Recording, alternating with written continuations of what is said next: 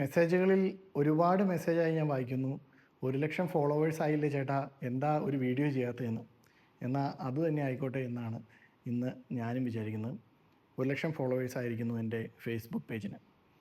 ഞാൻ പല സ്ഥലങ്ങളിൽ ചെല്ലുമ്പോഴും എൻ്റെ ഈ ഫേസ്ബുക്കിലെ അല്ലെങ്കിൽ ഇൻസ്റ്റാഗ്രാമിലെ യൂട്യൂബിലൊക്കെ എൻ്റെ വീഡിയോസ് കാണുന്നവർ എൻ്റെ അടുത്ത് വന്ന് സംസാരിക്കുന്നുണ്ട്. അപ്പോൾ ഞാൻ അവരെപ്പറ്റി ശരിക്കും എനിക്ക് അവരോട് റെസ്പെക്റ്റ് തോന്നും. എൻ്റെ കാര്യം എന്താണെന്ന് വെച്ച് കഴിഞ്ഞിട്ടുണ്ടെങ്കിൽ ഞാൻ ഇന്നേ വരെ ഹലോ ഗൈസ് എന്ന് പറഞ്ഞ് അലറി കൂവുകയോ അല്ലെങ്കിൽ വീഡിയോ എടുത്ത് ഇട്ടതിന് ശേഷം നിങ്ങൾ എന്നെ നിർബന്ധമായിട്ട് ഫോളോ ചെയ്യണമെന്ന് പറയാനോ അല്ലെങ്കിൽ സബ്സ്ക്രൈബ് ചെയ്യാൻ പറയാനോ ബെല്ലൈക്കൺ ഞെക്കാൻ പറയാനോ ഒന്നും പറഞ്ഞിട്ടില്ല.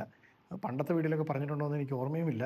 എന്നാലും ഇതൊന്നും അല്ല എൻ്റെ കോൺസെപ്റ്റും ഈ സോഷ്യൽ മീഡിയ ഒന്നും അല്ലായിരുന്നു എൻ്റെ ഐഡിയോളജിയും. അതിലെനിക്ക് ഒരുപാട് ഫോളോവേഴ്സിനെ ഉണ്ടാക്കുക എന്നുള്ളതിനേക്കാൾ ഉപരി അതിലെൻ്റെ ആശയങ്ങൾ സംസാരിക്കുക എന്നുള്ളതായിരുന്നു ഞാൻ ശ്രദ്ധിച്ചുകൊണ്ടിരുന്നത്. അതിലെൻ്റെ ആശയങ്ങളാണ് ഞാൻ സംസാരിച്ചുകൊണ്ടിരുന്നതും. അങ്ങനെ സംസാരിച്ചുകൊണ്ടിരുന്നപ്പോൾ അതേ ആശയങ്ങൾ മനസ്സിൽ തോന്നിയിട്ടുള്ള ആളുകൾ, അതായത് ഒരു വേസ്റ്റ് വലിച്ചെറിയുന്നത് തെറ്റാണെന്ന് തോന്നുന്നത്, ഒരു സമൂഹത്തിൻ്റെ വളർച്ചയ്ക്ക് ഒരു എൻ്റർപ്രണർഷിപ്പ് അവിടെ വളരെ പ്രാധാന്യമുള്ളതാണെന്ന് മനസ്സിലാക്കുന്നവർ, അതുപോലെ തന്നെ അനാവശ്യമായി ഹോൺ അടിക്കുന്നത് അല്ലെങ്കിൽ ഒരു വണ്ടി സീബ്ര ലൈനിൽ മറ്റുള്ളവർക്ക് വേണ്ടി നിർത്തി കൊടുക്കണമെന്നുള്ളത്, അങ്ങനെ തുടങ്ങി ഒരു കമ്മ്യൂണിറ്റിയെ ഡെവലപ്പ് ചെയ്യാനായിട്ട് നമുക്ക് സ്വന്തം സാധിക്കും എന്ന് ഞാൻ പറഞ്ഞു തുടങ്ങുന്നിടത്താണ് എനിക്ക് ശരിക്കും ഈ ഫോളോവേഴ്സൊക്കെ കൂടാൻ തുടങ്ങിയതും.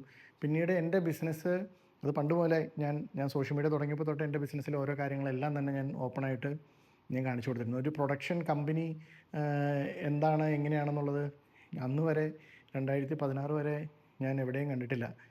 ഞാൻ അതിൻ്റെ വീഡിയോ എടുത്തിട്ട് കഴിഞ്ഞിട്ട് പിന്നെ ഒരുപാട് സോഷ്യൽ മീഡിയയിൽ ഇങ്ങനെ പ്രൊഡക്ഷൻ കമ്പനികളൊക്കെ വരുന്നതൊക്കെ ഞാൻ ശ്രദ്ധിച്ചിട്ടുണ്ട്. അന്ന് ആ വീഡിയോയ്ക്ക് എനിക്ക് ഏകദേശം ഒരു 5-5.5 മില്യൺ വ്യൂസൊക്കെ കിട്ടിയിരുന്നു. അതുകൊണ്ട് ഒരുപാട് ബിസിനസ്സും കിട്ടിയിരുന്നു. അത് വേറൊരു സത്യം. എന്താണെങ്കിലും ബിസിനസ്സിൻ്റെ കാര്യങ്ങൾ തുറന്നു പറയുന്നത് കൊണ്ടും അതുപോലെ തന്നെ ഇത്തരത്തിലുള്ള ആശയങ്ങൾ പങ്കുവയ്ക്കുന്നുണ്ടും ഒരു രാഷ്ട്രീയമാണ്. ആ രാഷ്ട്രീയം ഞാൻ സംസാരിക്കുന്നത് കൊണ്ടും എനിക്ക് വന്ന എൻ്റെ ഒപ്പം കൂടിയ 1,00,000 ഫോളോവേഴ്സ്, 1,00,000-ത്തിലധികമായി ഇപ്പോൾ ഫേസ്ബുക്കിൽ. ഇൻസ്റ്റാഗ്രാമിൽ ഏകദേശം ഒരു 40,000-ന് മുകളിലായിരിക്കുന്നു. യൂട്യൂബിൽ അന്നും ഇന്നും 20,000 അത് മാറുന്നില്ല. 20,000 തന്നെ സബ്സ്ക്രൈബേഴ്സ് ആയിരിക്കുന്നു. അപ്പോൾ ഇതെല്ലാം ചേർത്തൊരു എനിക്ക് തോന്നുന്നൊരു 1,50,000-ത്തിന് കൂടുതൽ ആളുകൾ നമ്മൾ പറയുന്ന ആശയങ്ങൾ അവരും കൂടെ അംഗീകരിക്കുന്നു. അതിൽ എനിക്ക് വളരെ സന്തോഷമുണ്ട്.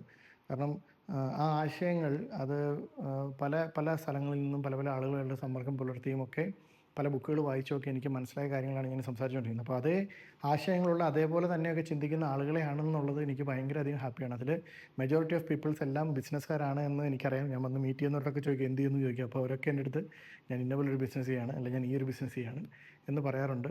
അപ്പം നിങ്ങൾക്കെല്ലാവർക്കും സീരിയസായി സോഷ്യൽ മീഡിയയിൽ സീരിയസായി സംസാരിച്ച കാര്യങ്ങളിൽ ഇൻട്രസ്റ്റ് കാണിച്ച് എന്നെ ഫോളോ ചെയ്ത നിങ്ങൾക്കെല്ലാവർക്കും ഞാനൊരു വളരെ വളരെ വലിയ നന്ദി പറയുകയാണ്. Thank you so much.